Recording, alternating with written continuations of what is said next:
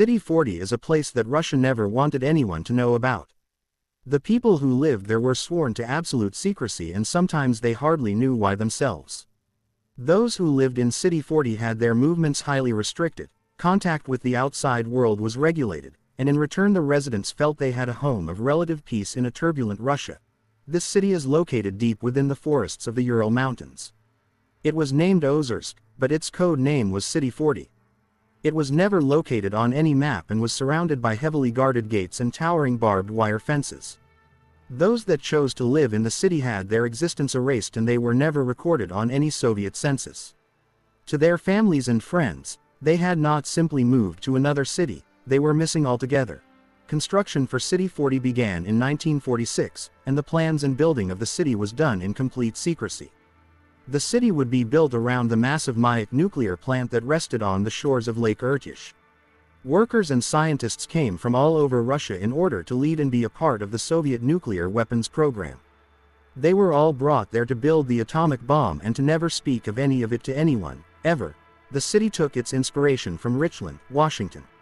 Richland was the city that had given birth to the United States' own atomic bomb, Fat Man. Being modeled after an American city and determined to be even better, the city was something of a paradise in the middle of a struggling Soviet Union. Those who were relocated to the city and forced to give up many freedoms were not nearly as upset when they realized what they would get in return. Those who lived in City 40 had more than most Russians could ever dream of. Security from the dangers of the outside world, a city without crime, an excellent education system for their children, very well-paying jobs, and housing that was far beyond what could be found for regular people in the rest of the country. Those within the city had their freedoms taken away, but the Russian government still wanted to keep them happy in order to reduce the chance that any of them would try to escape and tell the outside world what they knew. It was believed that if they gave the people of City 40 a literal paradise, then the people of City 40 would be grateful and even willing to give up those freedoms, and for the most part the Soviet Union was right. Read on to see what life is like for people who still live in this secretive city. Even though the Cold War is over and the world knows that City 40 exists, that does not mean that life for people within the city has changed all that much. For the first 8 years after the city was built, the people were not allowed to leave. They were transferred to the city without a word to anyone, and then they were not allowed to go outside the border fences or have any contact with the world outside the city, not even with their families. After 8 years, things got a little better and people within City 40 could be granted visas to leave the city, but the visas are very strict as to what people can do. The visas are granted for specific days and even for specific hours. There are restrictions on where you can go and what you are allowed to do. In the early years this was perfectly fine, because who would want to leave paradise anyway? For many people in the city that is still the case. The ones that live there now are the children or the grandchildren of those that came in 1947. They have lived in the city their whole lives and they are told what a perfect place to live it is, and they are happy. There are schools that offer them a better education than they could hope to have elsewhere, and an engineering school that provides the plant with a never-ending stream of engineers. But for all that the people are given, they are also dying, and most of them do not even know why.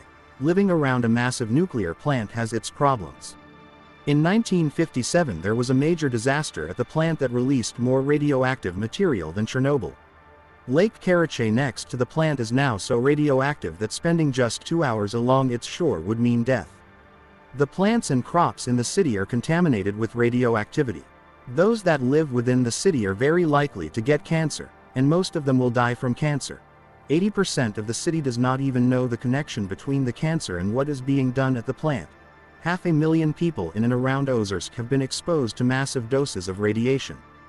A clock 20 minutes from City 40 switches between informing people of the time and the level of radiation in the air. Buying vegetables and fruit from a produce stand now involves a Geiger counter in order to see whether or not the food is relatively safe to eat. Today, the Russian nuclear weapons stockpile and production of new weapons is still at City 40. Those within the city are still sworn to secrecy about what happens in the city and the perils they face. There are some who have spoken out, who have tried to get help for those suffering from cancer caused by the radioactivity. They get punished. To this day, no foreigners or non-resident Russians are allowed in the city without permission from the Russian secret police.